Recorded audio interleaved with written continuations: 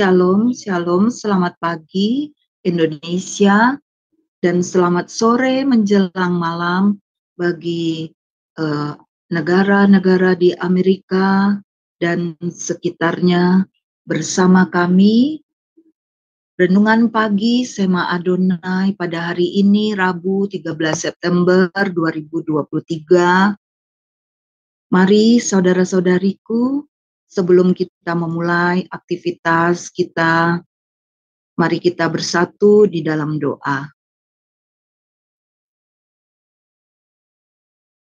Tuhan berfirman, kasihilah Tuhan Allahmu dengan segenap hatimu, dengan segenap jiwamu, dengan segenap kekuatanmu. Bapa, pada pagi ini kami boleh datang kepadamu. Biarlah kami bawa korban ucapan syukur kami, karena Engkau begitu mengasihi, mencintai kami. Kami boleh bangun dalam keadaan sehat, bahkan pagi ini dimanapun kami pribadi lepas pribadi. Secara ajaib Engkau mempersatukan kami untuk melayani, di mana tidak saja kami yang akan diberkati, tetapi saudara-saudari kami yang terkasih di dalam Tuhan Yesus Kristus, dimanapun mereka berada. Engkau menyentuh tangan mereka, Engkau menyentuh hati mereka, sehingga mereka boleh digerakkan untuk Tuhan mendengarkan siaran yang di-live-kan ini, atau siaran tunda dalam namamu Tuhan Yesus Kristus, sehingga apapun persoalan pergumulan mereka yang memerlukan jawaban doa, sesuai firman yang akan disampaikan, bahkan pujian yang akan didengar di dalam namamu Tuhan Yesus, serta doa-doa yang akan dipanjatkan, membuat mereka yang letih lesu beban berat, Tuhan, boleh mereka, Tuhan, mendapat kasih-Mu, mendapatkan air kehidupan yang tidak mereka peroleh dimanapun. Dari awal, pertengahan, sampai akhir, kami serahkan renungan pada pagi ini. Jamah dan lawat kami, beri tenaga dan kuasa, beri minyak yang baru, urapan yang baru, kuasa darah-Mu memberkati, melindungi kami. Jadilah tembok berapi bagi kami dan seisi rumah kami. Layani di mimbar multimedia, serta seluruh peralatan kami. Tuhan, tolong kami, hikmat dan segala kuasa kegelapan kami ikat di dalam namamu Tuhan Yesus, yang membuat Tuhan kami tidak bisa, Tuhan, fokus. Kami ikat di dalam namamu Tuhan Yesus, dan biarlah dalam namamu Tuhan Yesus roh pengenalan dan takut akan Tuhan menjamah melawat kami. Setiap firman yang disampaikan menjadi kekuatan bagi kami di dalam namamu Tuhan Yesus Kristus. Kami serahkan renungan pada pagi ini hanya dalam satu nama, itulah Engkau Tuhan dan Juru Selamat kami. Haleluya, puji Tuhan Yesus. Amin. Mari saudara-saudariku, kita mendengarkan pujian Ku Bawa Hidupku Sekarang oleh Ibu Murni. Kami persilakan.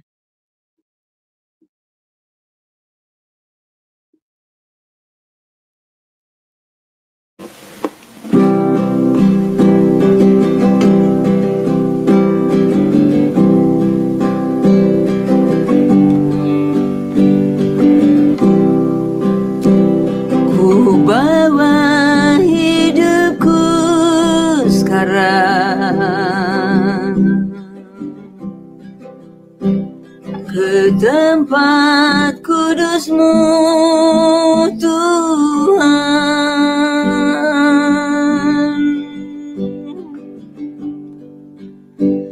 Di mezbah-Mu ku serahkan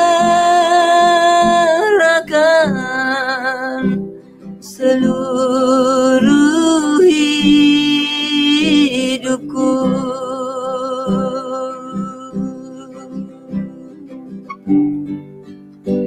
Penuhi hatiku sekarang dengan urapan yang baru,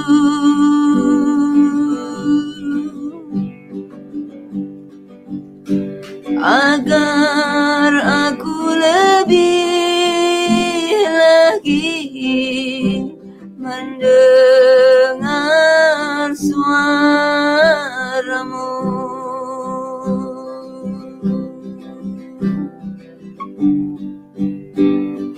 Jadikan aku Tuhan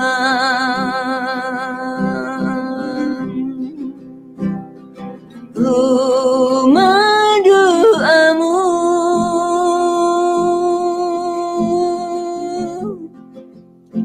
agar semua suku bangsa datang menyembahmu.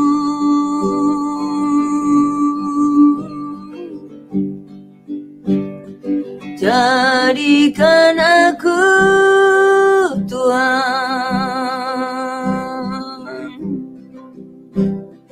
rumah doamu,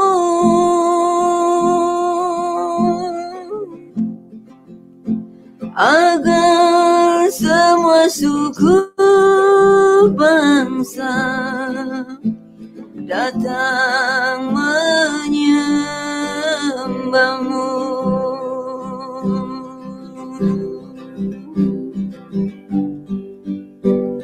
Ku bawa hidupku sekarang ke tempat kudus-Mu, Tuhan.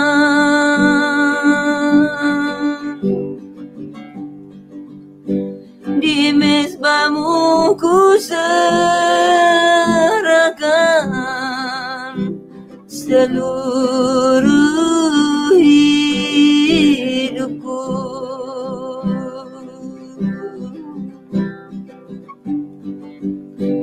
Penuhi hatiku sekarang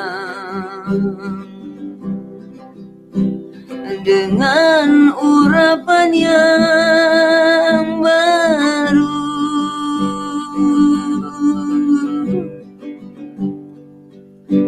agar aku lebih lagi mendengar suara-Mu.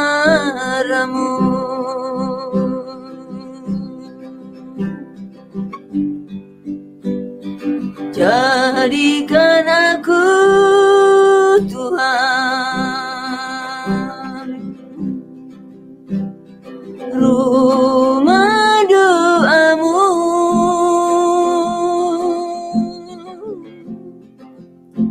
agar semua suku bangsa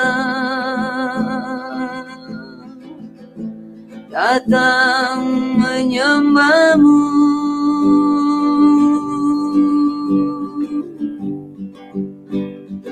Jadikan aku Tuhan rumah doamu,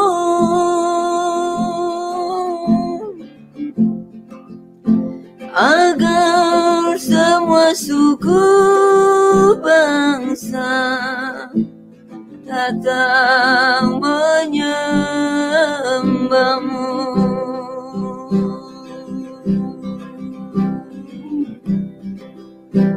Agar semua suku bangsa datang menyembah-Mu.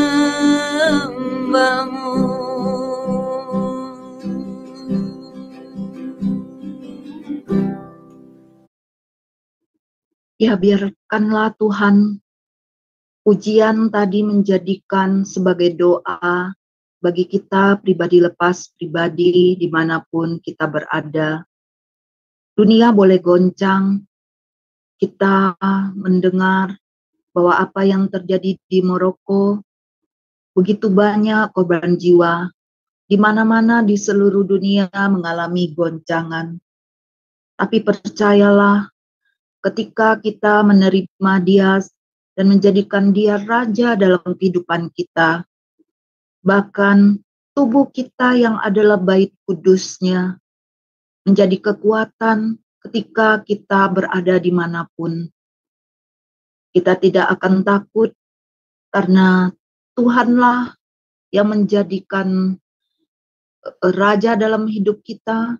Kita boleh menjadi anaknya, kerajaannya yang tidak tergoncangkan, membuat kita kuat dalam menghadapi apapun yang terjadi saat ini di seluruh dunia. Mari saudara-saudariku, tiba waktunya kita mendengarkan renungan yang dibawakan oleh Pak Pendeta Dedi Kurniawan MTH. Kami persilakan waktu dan tempat. Ya, terima kasih. Terima kasih, Ibu. Baik, Bapak Ibu Saudara sekalian, sebelum kita masuk dalam firman, renungan pagi hari ini kita terlebih dahulu berdoa untuk firman Tuhan. Bapak di dalam surga, terima kasih buat waktu dan kesempatan yang indah. Kami sangat bersyukur pagi hari ini kami ada bersama-sama di dalam doa pagi yang sangat memberkati setiap kami. Kami menyerahkan Tuhan renungan firman-Mu pada pagi hari ini, supaya setiap kami, pendengar maupun kami Tuhan, yang kiranya Tuhan boleh mendapatkan kekuatan pada pagi hari ini. Kami tahu Tuhan, ketika kami dengar firman-Mu pada hari ini, di situ kami dapatkan kemerdekaan yang daripada Tuhan, dan biarlah bagi mereka juga Tuhan yang menyaksikan pagi hari ini lewat siaran YouTube, Tuhan kiranya juga boleh mendapatkan kekuatan, perlindungan, penyertaan, dan jawaban doa yang daripada Tuhan. Terima kasih Bapak, kami menyerahkan semua ke dalam tangan Tuhan. Fokus kami dengan kuat kuasa darah anak domba Allah, biar kami fokus untuk kami tertuju hanya kepada pemberitaan kebenaran firman. Terima kasih di dalam nama Tuhan Yesus, urapi hamba-Mu. Hamba percaya Tuhan, setiap apa yang hamba sampaikan semua adalah tuntunan dan ciptaan daripada Tuhan. Dalam nama Yesus kami berdoa. Haleluya. Amin. Ya, selamat pagi, shalom Bapak Ibu Saudara semua yang diberkati. Pagi hari ini senang sekali bisa berjumpa dengan Bapak Ibu semua, dimanapun hari ini kita berada, tidak terbatas oleh waktu dan tempat dan jarak. Tapi kita percaya bahwa setiap firman yang disampaikan, pertemuan kita pada pagi hari ini adalah firman yang memberikan kepada kita satu kekuatan. Karena firman Tuhan itu adalah kekuatan kita yang sesungguhnya. Dia yang hebat, dia yang luar biasa, dia begitu mengasihi kita. Dia mengirim firman-Nya yang kita hari ini miliki dalam bentuk Alkitab PL dan PB. Itu merupakan semua perkataan Tuhan yang memberikan kepada kita banyak sekali pengetahuan dan pengenalan betapa hebat dan betapa besarnya kasih Tuhan bagi kita. Bapak Ibu Saudara sekalian, mari kita buka 2 Timotius pasal yang ketiga. 2 Timotius pasal yang ketiga ayat yang pertama. 2 Timotius pasal yang ketiga ayat yang pertama. Demikian firman Tuhan tertulis, ketahuilah pada hari-hari terakhir akan datang masa yang sukar. Stop sampai di sini. 2 Timotius pasal 3 ayat yang pertama. Saudaraku, hari-hari terakhir adalah sekarang ya, atau di mana iman kita hari ini bertumbuh, kemudian iman kita hari ini melihat begitu banyak tantangan di dalam menjalani status kita sebagai anak-anak Tuhan di tengah dunia yang semakin hari semakin tidak baik. Nah, Bapak Ibu Saudara sekalian, kalau kita memperhatikan apa yang ditulis, ya, bahwa ini berbicara tentang menjelang kedatangan Tuhan yang kedua kali, atau disebut dengan parousia, saudara, ya. Nah, menjelang kedatangan Tuhan, Tuhan sudah kasih tahu kepada kita tanda-tanda, ya, kita akan memasuki masa-masa yang sukar sebagai anak-anak Tuhan tentunya. Saya percaya bahwa iman yang itu adalah iman yang dimana kita dihadapkan dengan tantangan-tantangan. Bukan hanya penggumulan masalah pribadi, tetapi juga tentang tantangan-tantangan yang ada di luar yang seringkali saudaraku diarahkan kepada kita sebagai anak-anak Tuhan. Nah, kalau saudara perhatikan kata-kata terakhir ini, ya, hari-hari terakhir maksudnya akan datang masa yang sukar. Kesukaran itu dalam bentuk dua hal. Yang pertama, saudaraku, kesukaran kita sebagai anak-anak Tuhan untuk kita beribadah. Ya, itu yang pertama. Nah, kalau saudara lihat hari-hari ini tidak sedikit kasus ya di media sosial, begitu banyak di daerah, betapa sulitnya anak-anak Tuhan mendirikan rumah ibadah. Betapa sulitnya saudara-saudara kita, termasuk kita juga, saudaraku ya, untuk kita mendapatkan kebebasan di dalam beribadah. Nah, saudara tidak usah aneh, ya, tidak usah bingung begitu ya. Kenapa? Karena Alkitab sudah lebih dahulu mengetahui. Selain statement daripada Tuhan Yesus sendiri berkata bahwa engkau akan dibenci oleh karena namaku. Nah, Timotius mengingatkan, akan datang satu masa, satu keadaan ke depan berarti ya, satu keadaan yang tidak mudah, keadaan yang sukar ya untuk kita mendapatkan waktu-waktu kebebasan kita dalam beribadah. Nah, ini yang harus kita pahami, itu yang pertama. Kesukaran yang kedua, ini berbicara tentang bagaimana kita menjalani kehidupan. Ya, sebagai anak-anak Tuhan tentunya kehidupan kita di dalam dunia ini ada kehidupan yang kompleks ya. Kita hidup bukan dengan rekan-rekan saudara-saudara seiman, kita hidup bergaul dengan begitu banyak orang, dan dikatakan bahwa satu kali akan datang satu masa yang begitu sukar. Nah, sukarnya dalam hal apa? Ya, ada banyak hari-hari ini tanda yang mengarah ke sana. Yang pertama ada kesukaran ekonomi. Kesukaran ekonomi pasti akan diikuti kesukaran-kesukaran yang lain. Contoh, saudaraku, kenaikan BBM menyebabkan kenaikan di berbagai bidang usaha, saudara, ya. Harga-harga menjadi naik dan seterusnya. Nah, kesukaran inilah yang nanti akan terjadi. Bentuknya seperti apa? Kita nggak tahu, saudara. Ditambah lagi kalau saudara perhatikan hari ini, situasi dunia yang hari ini tidak ada damai. Saudara lihat dunia sedang ada di dalam satu ketegangan hari-hari ini. Perang Ukraina dengan Rusia belum selesai. Ya, saudara bayangkan negara adidaya nomor 2 terkuat militer di dunia melawan negara Ukraina, saudara. Dan sampai hari ini setahun lebih perangnya belum selesai. Saudara bisa hitung berapa banyak senjata-senjata yang sudah digunakan untuk saling membunuh, yang nilainya itu begitu mahal. Saudara bisa melihat betapa begitu banyaknya rakyat yang hidup susah, tidak tenang. Setiap hari ada di dalam bayangan-bayangan kematian. Karena bisa saja kena ledakan bom, ya, kemudian meninggal karena dibunuh dan seterusnya. Betapa ketakutannya mereka, gitu, saudara. Belum tentara-tentara yang mereka berjuang maju di medan perang, yang mereka setiap hari gugur, bukan dalam jumlah sedikit dari dua belah pihak.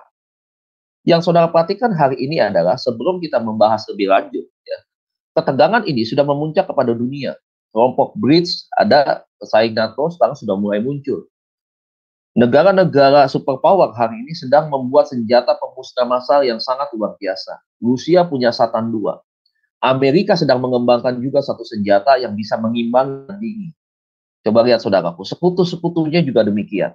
Kita lihat negara ini ya saling sekarang pada saat-saat terakhir ini.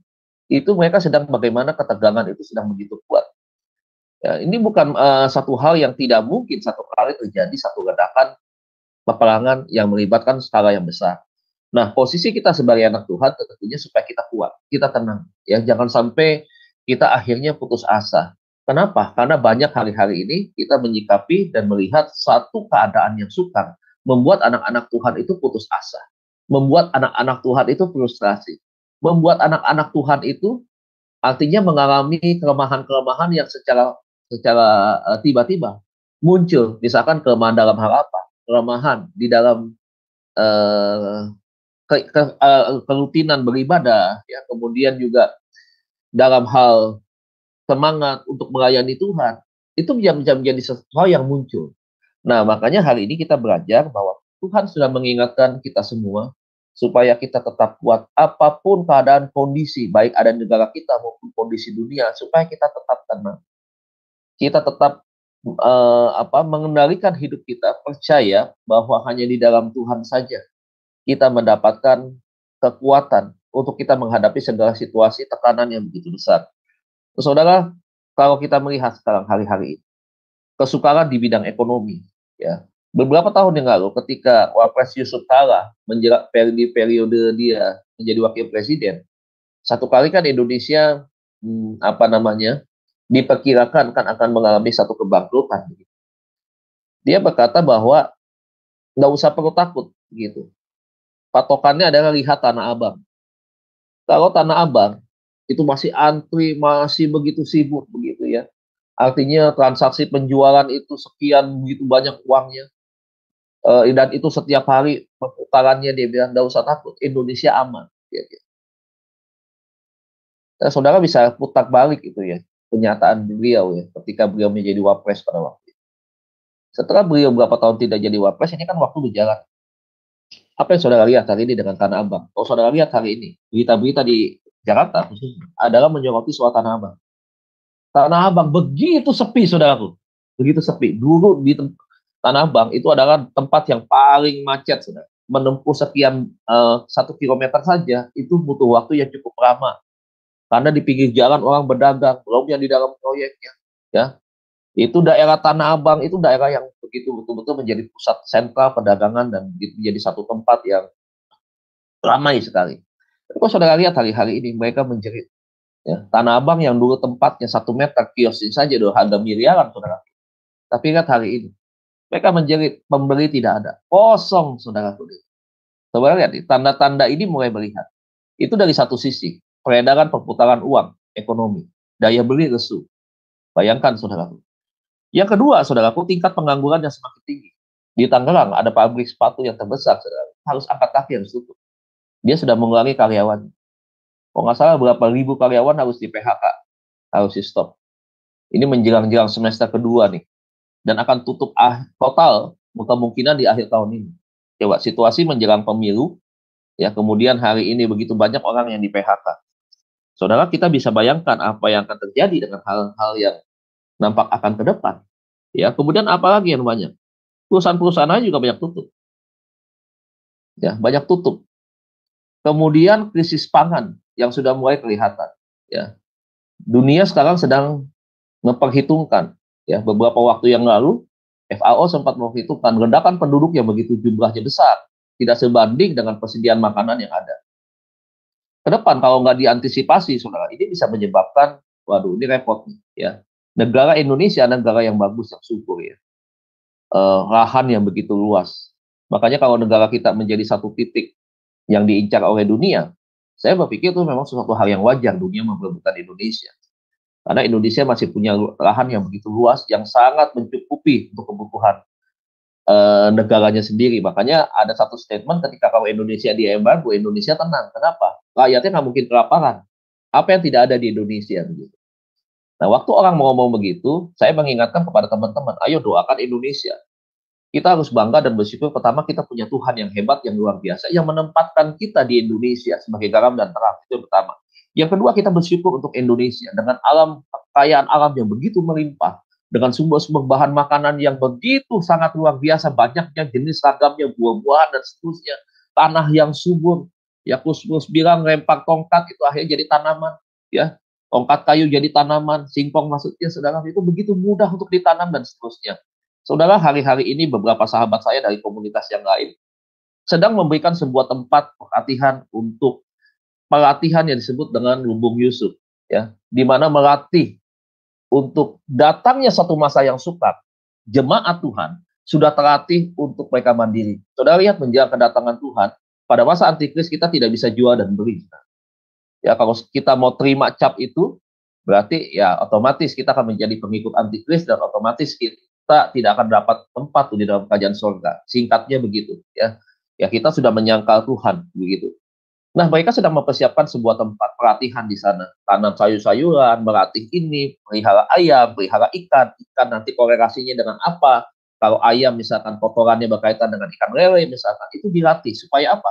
Supaya nanti ketika datang satu masa yang sukar, kita tidak tergantung lagi dengan uang. Transaksi jual beli dengan menggunakan chip itu, ya. Nah, kita tidak tergantung seperti itu. Makanya belajar seperti Yusuf. Ketika akan datang satu masa nanti kesusahan nih, ya, pada masa-masa yang sekarang aman ini, dia sudah mulai mengumpulkan itu, ya, sudah mempersiapkan generasi yang nanti akan dipakai untuk mengolah, misalkan ya keahlian-keahlian tertentu yang mereka bisa pergunakan dari tanah yang ada. Kemudian nanti bagaimana juga mempersiapkan dari hasil itu untuk nanti bekal ke depan. Saya berpikir ini sesuatu hal yang baik. Itu yang pertama, saudaraku, ya. Dari sisi ekonomi, karena jujur saja, saudara, berkaitan dengan masalah ekonomi inilah seringkali orang mudah goyah, orang mudah meninggalkan Tuhan. Kalau terapar ini mudah sekali orang menyangkal Yesus. Nah, makanya saya menyampaikan firman ini bukan berarti kita adalah orang-orang yang goyah, orang yang mudah tinggalkan Tuhan, tidak. Tetapi kita harus berdoa, harus memahami bahwa ke depan kondisinya adalah bukan kondisi yang semakin baik. Kita jangan cukup puas dengan iman kekristenan kita yang hari ini, ya, sedang kita alami, ya, baik keadaannya. Kemudian kita merasa bahwa kita berkomunitas, kita bersosialisasi dengan rekan-rekan pelayanan semua berjalan baik begitu, tanpa kita mewaspadai satu masa yang akan datang ini. Ya, kita nggak tahu ke depannya masa yang sukar itu seperti apa. Tetapi Alkitab sudah bilang ada ciri-ciri manusia yang saudara bisa lihat di keterangan tersebut, ya. Dan mereka adalah orang-orang yang juga beribadah bersama dengan kita. Nah ini saudaraku ya, dikatakan ya itulah manusia akan mencintai dirinya sendiri, egois dan seterusnya begitu banyak saudara. Nah ayat yang kelima dikatakan secara lahiriah mereka menjalankan ibadah mereka. Ini berarti kan mereka adalah orang-orang yang ada bersama dengan kita. Begitu saudara ya. Nah jadi apa yang harus kita lakukan dan kita responi dari renungan kita pada pagi hari ini supaya kita betul-betul waspada, betul-betul 100% mengandalkan Tuhan, jangan mengandalkan kekuatan kita sebagai manusia. Seringkali orang yang mengandalkan kekuatan manusia ya, dia merasa sudah cukup imannya, dia merasa bahwa Tuhan sudah menyertai dia, seringkali gagal. Tetapi kalau kita selalu menganggap diri kita ini orang yang tidak ada apa-apanya, orang yang kecil, yang tidak punya kekuatan apapun juga, seringkali dia bisa lolos dan dia bisa menang, melewati setiap pergumulan yang berat. Dari mana dia bisa mendapatkan pergumulan itu? Karena kuncinya apa? Dia hanya menundukkan dirinya, rendah di hadapan Tuhan. Dan Tuhanlah yang menyertai dan menuntut dan memagari dia, memberikan dia kekuatan. Nah ini saudaraku ya, rendah hati itu adalah bagian daripada penting untuk kita menyikapi ke depan situasi yang sukar seperti apapun juga. Sulit untuk kita beribadah. Mari Bapak Ibu, kekerasan jangan dilawan dengan kekerasan. Oh, kalau diam seperti ini Pak, berarti kita adalah orang-orang yang tidak punya kekuatan dong. Yang terus-terusan saja akan ditindas. Itu marilah kita pakai hikmat Tuhan. Kita tidak perlu cara-cara dunia kita balas dengan cara-cara dunia. Efeknya saudaraku, ya itu bukan sebuah penyelesaian. Nah, itu yang pertama ya saudaraku ya dari pengantar kita pada pagi hari ini. Nah, coba kita buka Amsal 24 ayat yang ke-10. Amsal 24 ayat yang ke-10 ya. Saya cek lagi firman Tuhannya ya saudaraku ya. Amsal pasal yang ke-24 ayat yang ke-10. Demikian firman Tuhan berkata, jika engkau tawar hati pada masa kesesakan, kecillah kekuatan. Ya, apa yang ditulis oleh Amsal ini, ya, itu menegaskan kepada kita. Kalau kita tawar hati, kita menjadi lemah, kita menjadi takut, saudara. Kita tidak jadi percaya diri, saudara. Maka Alkitab berkata, ya, Kitab Amsal mengatakan bahwa kita ini menjadi orang yang kecil hati. Ya, harusnya kita punya respon yang kuat, yang besar. Ketika terjadi satu masa-masa yang susah, harusnya kita meresponi dengan sikap seperti seorang Daud. Seorang anak kecil yang tidak diperhitungkan. Tapi dia punya semangat yang besar. Punya keberanian yang luar biasa. Sebesar apapun itu Goliat, setinggi apapun dia, sekuat sejago apapun dia, Daud berani untuk menghadapi ini. Nah kita harus punya mentalitas Daud Pak, di akhir zaman ini. Mentalitas yang tidak pernah takut. Kenapa? Karena Allah yang Immanuel menyertai kita. Begitu. Kita tidak boleh kalah oleh keadaan, sekalipun di masa yang sukar itu, saudara. Ya, ada hal-hal yang memang kita perlukan, misalkan masalah kebutuhan, ya, masalah makan, misalkan. Jangan terlalu kecil sekali tuh, ya. Kalau kita berpikir tentang hal itu, kita akan mati kelaparan dan seterusnya. Ingat bahwa Tuhan itu begitu menyertai kita. Dia berkata bahwa burung saja di udara dia pelihara, apalagi saudara dan saya. Ini memberikan sebuah motivasi, penegasan daripada Tuhan. Kenapa kita mesti ragu dengan apa yang Tuhan sudah sampaikan? Di masa yang sukar, seharusnya saudaraku, kita punya bukan saja cara pikir yang positif, tetapi kita harus punya tindakan iman yang nyata. Apa yang kita dengar, saudaraku, itu kita pegang dengan teguh, dengan yakin, tanpa kebimbangan, dan kita berjalan sesuai dengan apa yang hari ini Tuhan mau. Artinya apa? Perjalanan yang harus kita lakukan ke depan. Ya kita ikuti seperti apa yang memang Tuhan percayakan kepada kita. Hari ini kita melayani Tuhan, ayo tetap terus, pelayananmu gak boleh kendor. Hari ini kau punya hubungan yang begitu dekat dengan Tuhan, ibadahmu rajin, komunitas kita berjalan dengan baik, pembacaan firman Tuhan setiap hari yang kita bangun lewat pujian penyembahan juga yang kita awali, saudaraku, itu tetap harus bisa berjalan seperti biasa. Tidak boleh akhirnya itu menjadi sesuatu karena kecil hati, akhirnya ditinggalkan. Nah ini saudaraku, ya bagaimana kita meresponi seperti itu. Beberapa waktu yang lalu, saudaraku, saya berjumpa dengan seorang mahasiswa saya, dan dia adalah seorang pengusaha cukup senior usianya. Dan dia berkata bahwa, dia satu kali ajak makan saya ke salah satu mall besar di Jakarta pada waktu itu. Kemudian dia itu buka restoran Thailand itu cukup besar sekali, saudara ya. Tempatnya besar. Dan dia bilang ini sewanya mahal. Dia bilang, Bapak tahu pasca COVID sampai dengan hari tahun kemarin, saudara. Dia bilang, kami itu bukan untuk eksis saja, dia bilang, ini Tuhan. Ini karena Tuhan, dia bilang. Bapak lihat tuh. Dia sebut tuh di depan yang besar-besar tuh tempatnya ya, yang punya nama hebat ya. Restoran-restoran itu bahkan juga Beberapa yang dari luar negeri itu, dia bilang tutup Pak, tutup. Sudah dipasangi gipsum semuanya. Tinggal beberapa saja termasuk saya yang cukup tepat paling besar masih Tuhan pelihara. Kami minus Pak, dia bilang. Kami minus tidak sedikit. Modal kami miliaran, dia bilang. Kami pun minus juga sama.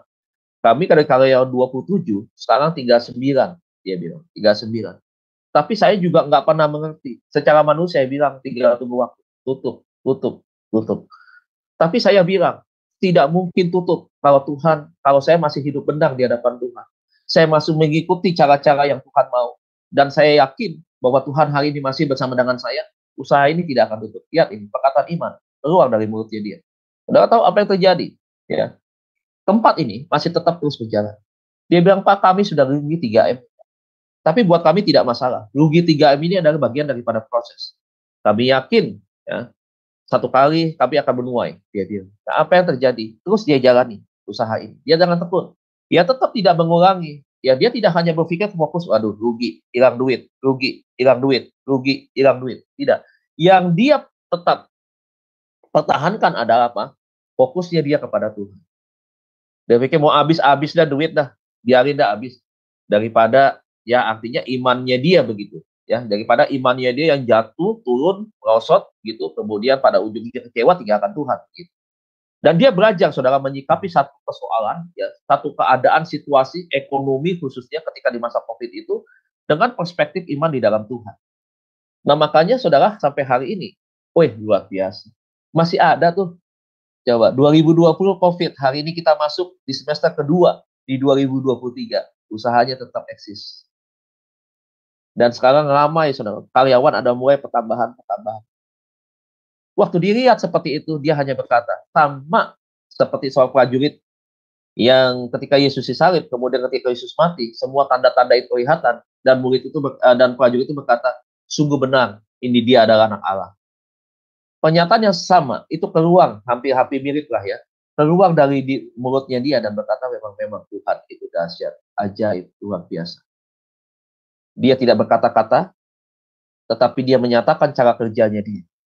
Dia memberkati usaha itu dan berjalan dengan baik hari ini. Begitu banyak hari ini saya lihat ramai restorannya. Ya, sepertinya Tuhan sedang mengembalikan yang minus. Tuhan bilang jangan takut. Kalau kau memulai dengan nama Tuhan dengan ucapan syukur usaha ini, kau berjalan juga dengan nama Tuhan, maka kau akan dibuat Tuhan berbeda. Kau tetap akan dipelihara Tuhan. Di luar boleh krisis, tetapi anak-anak Tuhan tetap akan mendapatkan pertolongan Tuhan dengan cara-cara yang ajaib. Saudara hari ini, jangan pandang kesulitan. Jangan pandang raksasa yang di depan. Jangan pandang nilai uang akan jatuh. Kalau kita lihat uang mata asing hari ini, semakin hari, ya naiknya lambat. Ya saudara tidak usah kecil hati. Ada beberapa orang bilang, Pak bagaimana Pak, bisnisnya mulai lesu. Pak di Tanah Abang mulai, sekarang omset baru mulai sedikit. Kan saya punya beberapa sahabat di Tanah Abang. Mulai bagaimana Pak? Ya sudah, berjalan saja dengan iman. Berdoa, yakin bahwa Tuhan pasti akan menolong. Begitu, ya. Jadi mari Bapak Ibu, respon kita di masa sukar dengan respon yang positif itu adalah salah satu cara yang perlu kita bangun menyikapi keadaan-keadaan yang tidak mudah. Nah, bagaimana kita kuat di masa sukar, Pak? Ya, langkah-langkah apa yang harus kita ambil? Yang pertama, kita harus berdoa. Pak, kenapa sih segala sesuatu harus kita hadapi dengan doa? Tuhan bilang apa? Kau harus ambil waktu untuk berdoa supaya apa? Kau bisa fokus, kau bisa tenang. Nah, saya ingin ingatkan kepada saudara bahwa satu-satunya saudara, ya satu-satunya seringkali kita lakukan untuk Tuhan adalah kita membangun komunikasi itu lewat doa. Ya bisa saja kita melakukan segala sesuatu termasuk pelayanan di ruang doa, itu adalah bagian daripada hubungan kita, ketaatan kita dengan Tuhan. Tetapi seringkali Bapak Ibu, berdoa itu adalah bagian daripada gaya hidup kita sebagai anak Tuhan. Makanya jangan tinggalkan doa. Saya melihat orang banyak masalah, justru jadi malas berdoa. Pada waktu situasi nyaman, orang bisa berdoa, rajin. Kalau ada persekutuan doa setiap minggu tuh, 5 kali dia datang terus. Kenapa? Nyaman. Lagi enak. Begitu. Nah seharusnya ketika dalam keadaan tidak nyaman pun juga harus demikian. Malah harusnya ditambah. Bukan kali 5. Bukan 5 kali dalam seminggu. Bisa 6 kali, 7 kali. Maksudnya ini persekutuan yang sama-sama ya. Kalau kita berbicara tentang doa kita pribadi dengan Tuhan, itu kan setiap hari. Setiap hari dalam 24 jam tuh kita punya jam-jam doa. Dalam seminggu kita punya jam-jam doa. Nah, yang pertama adalah kita berdoa kepada Tuhan. Minta kekuatan daripada Tuhan itu supaya kita bisa fokus berdoa. Orang yang dalam keadaan kondisi galau, ya kadang-kadang doa ditinggalkan. Ya, nggak lagi mau datang kepada Tuhan. Kenapa? Hatinya sedih. Begitu. Ya, banyak tekanan. Jadi tidak berdoa. Nah, Yakobus 5 ayat 16b dia berkata demikian ya, doa orang benar itu besar kuasanya apabila didoakan ya. Yakobus pasal yang kelima. Doa orang benar besar kuasanya. Ya. Doa orang benar bila dengan yakin didoakan sangat besar kuasanya. Jadi yang pertama, tetap pertahankan eksistensi saudara dan saya sebagai orang yang benar. Apa itu orang benar? Orang yang benar itu adalah orang yang percaya kepada Tuhan, menerima Tuhan sebagai Tuhan dan Juru Selamatnya, yang mengendalikan hidupnya. Dan setiap hari dia belajar, dia mencintai firman. Dari pelajaran yang ia dapatkan, dari firman Tuhan yang dia baca, saudara, dia praktekkan firman Tuhan itu di dalam kehidupannya. Dia menjadi orang-orang yang ahli di dalam menerapkan kebenaran Kristus di dalam hidup. Dan dia adalah orang-orang benar. Jadi lihat, doa orang benar besar kuasanya, kalau kita mulai, kita menjadi orang benar terlebih dahulu. Ya kalau kita tidak mempertahankan posisi kita sebagai orang yang benar, bagaimana kita punya doa memiliki kuasa yang besar? Tidak mungkin. Waktu saya baca tentang Yakobus ini, wah ini luar biasa. Doa orang benar begitu, besar kuasanya. Nah coba kalau doa bukan orang benar, ya tidak ada kuasanya. Nah saya tidak mengatakan bahwa setiap doa yang kita naikkan ya, harus kelihatan secara kasat mata begitu. Tidak, begitu. Tetapi doa yang kita bangun itu bisa mengubahkan orang. Bisa juga termasuk buat diri kita sendiri. Ya, mari kita belajar, Pak Bu, untuk kita tetap membangun hubungan doa kita dengan Tuhan, untuk semakin hari kita semakin di hadapan Tuhan begitu. Doa itu harus terbangun menjadi satu gaya hidup kita yang baik, yang berkenan di hadapan Tuhan. Ayo berdoa di depan anak, tunjukkan, oh kita papa dan mama itu orang yang senang berdoa. Papa dan mama punya hubungan yang baik dengan Tuhan. Ya, ajarkan anak-anak kita untuk berdoa, ya, berdoa bersama-sama begitu. Dan ini sangat penting sekali di dalam gaya hidup kekristenan kita. Ya, itu yang pertama, saudaraku. Yang kedua, saudaraku, Ibrani pasal 10 ayat yang ke-25. Ibrani pasal yang 10 ayat 25. Ibrani 10 ayat 25. Poin yang kedua adalah tetap terus semangat saudara beribadah. Ya, ketika menghadapi masa yang sukar, yang pertama saudara harus berdoa itu karena ini berbicara tentang masalah pribadi, person to person, pribadi dengan Tuhan, saudara, ya. Kenapa saya katakan demikian? Karena kita butuh kekuatan yang daripada Tuhan dan kita minta itu lewat doa kita kepada Tuhan. Yang kedua, saudara, Ibrani 10 ayat 25. Firman Tuhan mengatakan demikian. Janganlah kita menjauhkan diri dari pertemuan-pertemuan ibadah kita. Komsel, misalkan begini ya. Shema Adonai punya Zoom. Ini kan pertemuan-pertemuan ibadah kita. Seperti dibiasakan oleh beberapa orang. Berarti ada yang membiasakan itu. Ya. Ini saya lihat kan sama nih beberapa orang nih. Saya suka tonton tuh yang di YouTube-nya tuh. Memang saya nggak masuk di live, saya suka tonton. Saya lihat nih sama-sama nih orang-orang ini. Begitu. Ya, ini luar biasa sekali. Ya, selain kalau yang mungkin di luar YouTube saya kan nggak bisa saksikan gitu ya. Kalau misalkan pagi ini saya menyampaikan renungan, ada yang menonton, saya nggak bisa melihat itu. Tetapi saya yakin beberapa orang sudah membiasakan untuk tetap hadir ada di dalam ibadah seperti ini, begitu. Ini sangat bagus. Tetapi, nah ada tetapinya, ya. Marilah kita saling menasehati dan semakin giat melakukannya menjelang hari Tuhan yang semakin mendekat. Nah, saudara perhatikan, ya, saling menasehati, mengingatkan. Berarti di dalam satu komunitas anak-anak Tuhan ada saling menasehati, ya. Menasehati dalam hal apa? Hal-hal yang baik, begitu. Kalau ada sesuatu hal yang dianggap sedikit kurang tepat, maka ada yang menasehati, ada yang memperhatikan. Kan bagus ya, ada satu komunitas yang bisa saling memperhatikan, tetapi di dalam hal-hal rohani, bukan dalam hal-hal yang lain begitu ya. Ini sangat bagus. Jadi saudara lihat ya, ini mereka yang membiasakan ada di dalam satu ibadah. Dan bukan cuma itu saja, semakin giat melakukannya menjelang hari Tuhan yang semakin mendekat. Semakin giat, ya. Bukan semakin menurun. Tadi saya bilang, di masa yang sukar berbicara tentang satu keadaan di akhir masa yang akan datang, begitu, ke depan begitu. Nah, Ibrani mengatakan dengan ibadah ya, yang tidak boleh kita jauhkan. Kita ini semakin giat. Bergiat untuk apa?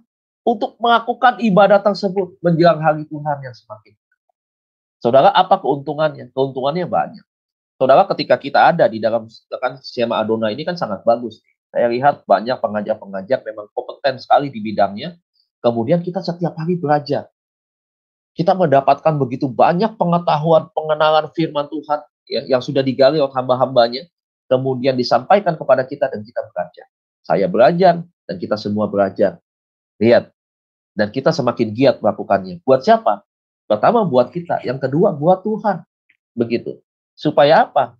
Supaya ke depan, saudaraku, kita tetap menjadi pribadi-pribadi yang punya kapasitas yang besar, kapasitas yang unggul, menghadapi situasi keadaan zaman yang tidak baik, ya, yang semakin hari semakin jahat, kata dunia, kata firman Tuhan, dunia ini bukan semakin baik, semakin jahat, manusia akhir zaman semakin jahat, kasih semakin dingin, semakin tidak ada. Jangankan dengan sesama manusia, loh, orang tua dengan anak, bagaimana anak bencinya sama orang tua bagaimana itu tidak pedulinya sama anak, ya, suami betapa tidak pedulinya dengan istri, cintanya harus pudar, ditinggalkan karena ada wanita lain. Coba bayangkan. Beberapa anak putus sekolah karena apa? Karena pergaulan, biaya ada, fasilitas ada, tapi lebih nyaman hidup di luar dengan segala bentuk kebebasannya. Orang tua tidak melarang, mau kemanapun mereka senang kumpul-kumpul. Saudara lihat, mereka hidup menyimpang, coba-coba narkoba, hidup di dalam seks bebas, hidup di dalam kemabukan, ya, dengan minuman-minuman keras, drug. Coba saudara perhatikan, semakin hari semakin tidak baik. Ya, kejahatan-kejahatan, masuk saya, saudara pernah hack begitu ya, kejahatan-kejahatan sekarang yang serba canggih, menggunakan media-media elektronik, internet, dan seterusnya. Ya, kemudian itu kemarin ya, love scamming segala macam ya, yang begitu sangat-sangat hari ini begitu banyak bentuk-bentuk kejahatan. Dan kita ada di masa-masa seperti itu. Menjelang masa-masa yang sukar. Belum lagi ketidakstabilan di dalam politik, sulitnya menentukan pemimpin ke depan. Saudara, nah ini bukan suatu hal yang mudah. Kita melihat hamba-hamba Tuhan juga banyak yang jatuh, saudara, dengan berbagai macam kejatuhan mereka. Coba lihat, ada masa-masa yang betul pengaruh dunia begitu kuat. Bagaimana iman yang kita bangun puluhan tahun ini? Kalau kita tetap mau eksis di hadapan Tuhan, kita tetap mau punya satu keunggulan dengan orang-orang yang lain. Ya, tidak ada jalan lain, Pak, Bu. Kita perlu ada di dalam komunitas kita. Jangan bangun komunitas di luar dengan komunitas yang salah. Pergaulan yang buruk merusakan kebiasaan yang baik. Pak, itu kan buat anak muda. Siapa bilang itu buat anak muda? Orang tua juga banyak yang hidup muda aja benar, menjelang tuanya hidupnya nggak benar. Banyak. Makanya kita mesti hati-hati. Tempatkan dan pandailah kita menempatkan diri di dalam komunitas, ya. Rajinlah ibadah, ya. Saya selalu bilang kalau ada waktu, ya, ibadah online bagus, tetapi sebaiknya datanglah. Kalau onsite sudah dibuka, sekali-sekali datanglah. Bukan sekali-sekali sebenarnya, sebaiknya memang kembalilah seperti dulu, gitu ya. Siapkan waktu 2 jam buat Tuhan, ibadah onsite bersama-sama, ya. Kita bisa ketemu sahabat-sahabat secara langsung, gitu ya. Kita bisa langsung didoakan oleh gembala kita, ya, pemimpin-pemimpin rohani kita di gereja. Ya, kita bisa konseling di sana. Nah, ini yang sangat dibutuhkan di dalam mengatasi keadaan zaman yang seperti sekarang ini. Ya, jadi yang pertama, saudaraku, kita tetap jangan pernah kita lalai dan meninggalkan jam-jam doa kita. Dan kita harus berdoa yang pertama. Yang kedua, saudaraku, semangat, memiliki semangat ya di dalam beribadah. Ya, jangan kendor, janganlah kerajinanmu kendor. Nah, firman Tuhan bilang seperti itu ya. Ibrani bilang jangan menjauhkan diri dari pertemuan-pertemuan ibadah kita seperti dibiasakan beberapa orang. Ada yang biasa malas ibadah, ada yang rajin, biasa terbagi menjadi dua di dalam hal ini menyikapinya. Yang kelompok-kelompok biasa ya kalau lagi ada proyek, ya udah tinggalkan Tuhan begitu ya. Kalau apa namanya? menganggap bahwa sesuatu hal yang lebih penting itu adalah ya mengejar target begitu ya, bahwa Tuhan nanti begitu. Nah, ini kadang-kadang harus dipahami secara benar bahwa mari kita tempatkan, prioritaskan Tuhan terlebih dahulu sebagai fokus yang utama. Ya, hal-hal yang berikutnya itu pasti kita dapatkan. Bahwa Tuhan tahu kok apa yang kita mau kerjakan. Ayo melatih ya diri kita ya dalam iman percaya kita dalam menyikapi setiap tindakan-tindakan ya langkah-langkah yang kita ambil. Ya itu yang kedua. Dan kita dapatkan dari mana itu? Dari ibadah. Iman kita bertumbuh dari iman. Ya. Dalam komunitas kita bisa mendengar setiap kesaksian-kesaksian dari sahabat-sahabat kita yang ditolong oleh Tuhan. Jangan pernah malu untuk kita bersaksi. Ya, beritakan tentang kebaikan Tuhan itu kepada siapapun, bukan hanya kepada kita sama Tuhan. Itu yang kedua. Yang ketiga yang terakhir, rajin membaca dan merenungkan firman Tuhan. Saudara, ini dia ya. Selalu saya ingatkan bahwa Mazmur 1 ayat 22 itu jangan sampai ditinggalkan. Mazmur 1:22. Coba kita lihat. Mazmur 1 ayat 2, ayat 2 maksudnya. Mazmur 1 ayat yang kedua. Tetapi yang kesukaannya ialah Taurat Tuhan, dan yang merenungkan Taurat itu siang dan malam. Kesukaannya adalah Taurat. Kesukaannya adalah firman Tuhan. Wah, nanti bagaimana Pak kok kita kesukaannya firman Tuhan setiap hari, berarti kita nggak kerja. Bukan itu Bapak Ibu. Tetapi maksudnya kesukaan ini menjadi satu hal yang rutin kita lakukan. Untuk kita baca, untuk kita renungkan. Begitu. Bukan berarti nggak boleh kerja setiap hari kita baca firman Tuhan 24 jam. Ya Tuhan juga nggak mau seperti itu. Begitu. Tetapi ada waktu-waktu yang setiap hari yang kita baca. Pakai buku tuntunan, pakai buku renungan. Ya, itu sangat penting sekali membantu kita. Untuk kita membangun satu koneksi kita dengan Tuhan. Ya, saudara bayangkan kita nih live begini aja butuh koneksi internet yang kuat. Coba nggak ada koneksinya. Apakah kita bisa berkomunikasi seperti ini? Apakah kita tidak bisa? Apakah kita bisa? Saya bisa menyampaikan firman Tuhan seperti ini? Kan nggak bisa. Koneksinya semakin kuat, maka semakin lancar kita untuk kita berkomunikasi. Saudara, bayangkan hubungan kita seperti sebuah sinyal internet. Kalau semakin kuat, saudara, ya, maka komunikasi akan terbangun dengan lancar. Orang bisa mendengar dengan jelas apa yang kita sampaikan. Komunikasi dapat terbangun dengan baik. Ayo, kalau misalkan tidak ada sinyal, hubungan kita, koneksi kita akan terputus. Apa yang kita mau sampaikan kepada Tuhan? Apa yang kita mau dengar nih dari Tuhan pesan? Kita tidak bisa mendapatkan sesuatu. Maksudnya apa, saudaraku? Kalau kita tidak rajin membaca dan merenungkan firman Tuhan, koneksi kita akan melemah. Bisa-bisa sinyalnya hilang. Tuhan mau menyampaikan sesuatu, kita nggak ngerti dan kita nggak tahu apa yang Tuhan mau buat kita lakukan sepanjang hari itu, sepanjang minggu atau sepanjang bulan itu. Kita nggak tahu. Ya, saudaraku ya, jadi itu. Yosua juga mengatakan, aku dan seisi rumahku dan dengan keluargaku akan melayani. Jadi mari Bapak Ibu, ini berbicara tentang keunitian. Dari merenungkan firman Tuhan itu tidak hanya secara pribadi, tetapi unity, kebersamaan bersama dengan orang-orang yang kita kasih. Jadi inilah Bapak Ibu pesan Tuhan 3 hal ini, renungan pagi hari ini, supaya kita tetap kuat di masa sukar. Maka hal-hal yang harus kita lakukan, pertama kita harus berdoa, yang kedua kita terus semangat beribadah, yang ketiga rajin membaca dan firman Tuhan, baik secara pribadi maupun unity bersama dengan orang kita. Kiranya Tuhan Yesus berkati kita semua. Amin untuk firman Tuhan. Saya kembalikan kepada moderator.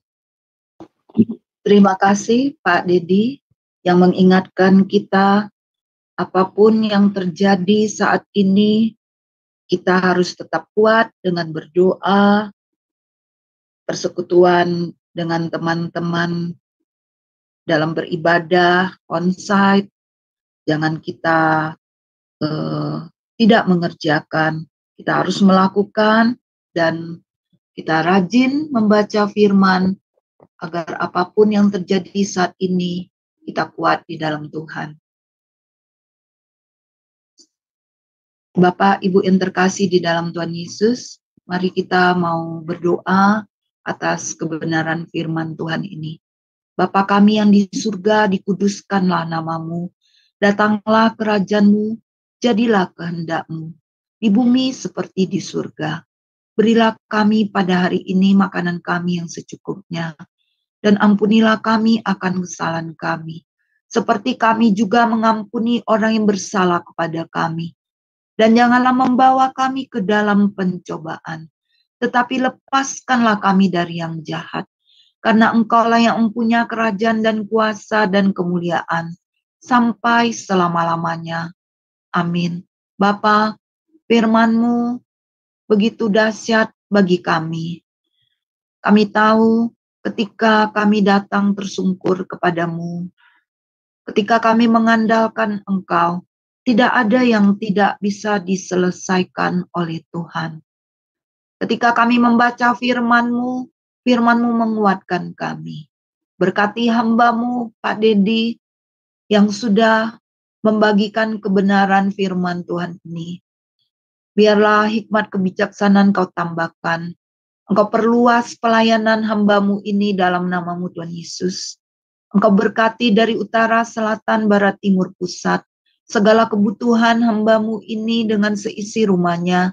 Kami yakin dan percaya Engkau sudah sediakan tepat pada waktunya. Apa yang tidak pernah dipikirkan, yang tidak pernah timbul dalam hati, biarlah Engkau sediakan bagi orang-orang yang mengasihi-Mu. Seperti yang sudah sering diseringkan oleh hamba-Mu ini Tuhan, dalam Sema Adonai, serta dimanapun hamba-Mu ini berada.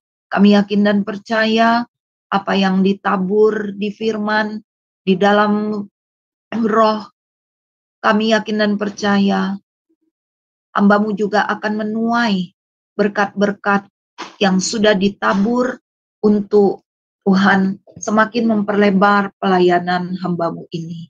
Dan dalam nama-Mu Tuhan Yesus Kristus, kami pun yang diberkati menjadi kekuatan bagi kami. Dunia boleh goncang, tapi kami tahu ketika kami mengandalkan Engkau, tidak ada persoalan yang tidak bisa diselesaikan oleh Engkau. Beri kami iman yang hanya sebesar biji sesawi itu Tuhan. Gunung masalah beranjak, baik ekonomi, baik untuk memperluas gereja demi gereja yang menghadapi tantangan dalam nama-Mu Tuhan Yesus, serta masalah keluarga, apapun persoalan pergumulan kami yakin dan percaya Tuhan beserta kami. Siapa lawan kami? Terima kasih Bapa, dalam nama-Mu kami sudah berdoa. Mari saudara-saudariku, kita mendengarkan pujian yang ke Bapa pegang tanganku oleh Ibu Murni. Kami persilakan.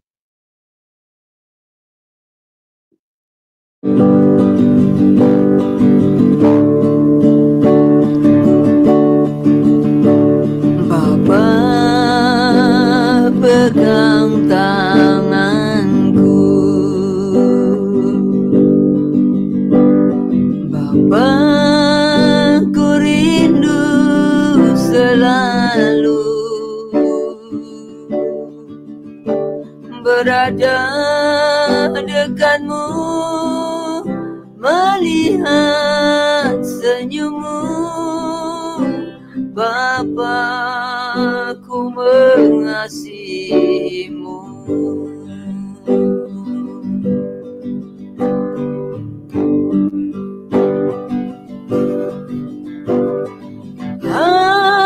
Hadiratmu, hadiratmu membawa kesembuhan bagiku. Hadiratmu, hadiratmu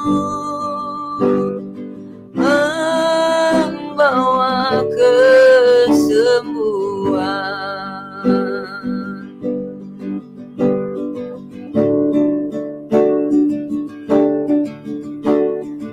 Bapa pegang tanganku, Bapa ku rindu selalu berada dekatmu, melihat senyummu. Bapa, ku mengasihimu.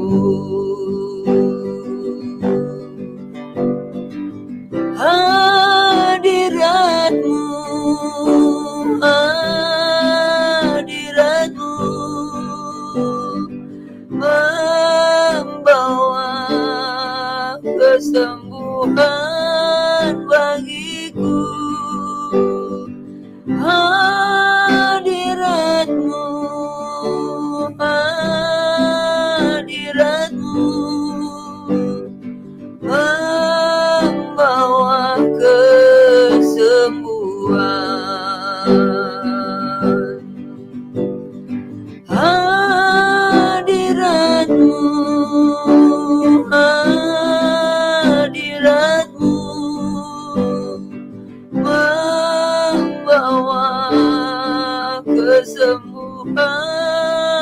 bagiku, hadiratmu, hadiratmu membawa kesembuhan,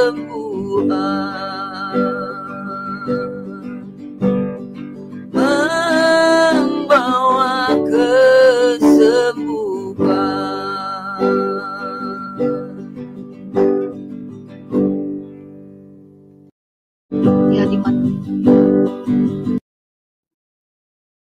Ya, di mana roh Allah ada, hadirat Tuhan hadir, kita akan mengalami kesembuhan dan pemulihan. Terima kasih Bu Murni atas pujian yang boleh dibagikan pada pagi ini. Saudara-saudariku yang terkasih di dalam Tuhan Yesus, tiba saatnya kita akan mengakhiri renungan pagi pada hari ini. Biarlah setiap kebenaran firman Tuhan didoakan, dimateraikan oleh hamba-Mu dengan doa blessing dan dibawakan oleh Pak Dedi. Kami persilakan. Ya, terima kasih Bu. Mari Bapak Ibu, sebelum kita berpisah, kita tutup di dalam doa mengucap syukur kepada Tuhan. Bapa, terima kasih Tuhan. 1 jam kebersamaan kami dalam ibadah yang sangat luar biasa bagi kami Tuhan. Biarlah Tuhan ibadah ini akan menjadi ibadah yang terus Tuhan menyukakan dan memuliakan Tuhan dari setiap apa yang kami kerjakan, kami lakukan. Tuhan, kami percaya Tuhan bahwa banyak hal yang Tuhan kerjakan lewat Shema Adonai, bahkan juga termasuk untuk renungan pagi Tuhan. Dan biarlah Tuhan semakin banyak orang mendengar firman Tuhan, dikuatkan, dan mereka menerima Engkau sebagai Tuhan satu-satu pribadi di dalam kehidupan mereka, yang berkarya di dalam setiap kehidupan mereka yang percaya, menuntun, dan terus Tuhan mengerjakan hal yang ajaib, bahkan membawa kami bukan hanya mengalami kehidupan di dalam kedamaian, sukacita, dan sejahtera yang berbeda dari dunia, tetapi juga yang akan membawa kami untuk kami ada bersama-sama dengan Tuhan selama-lamanya. Bapak, terima kasih. Sebelum kami berpisah, kami serahkan aktivitas kami ke dalam tangan Tuhan sepanjang hari ini, dan biarlah Tuhan yang memegang tangan kami, menolong, menyertai, mengurapi, dan apapun yang kami kerjakan sepanjang hari ini, kiranya Tuhan boleh berkenan di hadapan Tuhan. Bapak Ibu Saudara sekalian, mari buka hati kita, angkat kedua tangan kita, terima berkat daripada Tuhan. Kekasih-kekasih Tuhan, hiduplah di dalam kekudusan dan kebenaran, tetaplah kuat, andalkanlah Tuhan di dalam segala aspek kehidupanmu, maka kita akan keluar menjadi pemenang, bahkan lebih daripada pemenang. Dan oleh sebab itu, terimalah berkat Allah Bapa kita di sorga, kita kasih daripada Tuhan kita Yesus Kristus, penyertaan penghiburan Allah Roh Kudus akan terus menyertai kita, mulai hari ini sampai Tuhan Yesus datang di awan-awan permai, memberikan kita kekuatan dan kemenangan. Yang percaya dan diberkati, sama-sama kita katakan, amin, amin. Amin. Amin. Terima kasih Ibu, Bapak semua. Thank you pagi hari ini. Luar biasa. Iya, terima Henny, kasih. thank you. Saudara-saudariku yang terkasih, dengan berakhirnya doa blessing, berakhirlah renungan pagi Shema Adonai pada pagi ini. Mari dengan penuh haus dan lapar akan Tuhan, kita menanti renungan yang selalu dibawakan oleh Shema Adonai dari Senin sampai Sabtu di jam yang sama. Terima kasih. Tuhan Yesus memberkati. Shalom, shalom, shalom.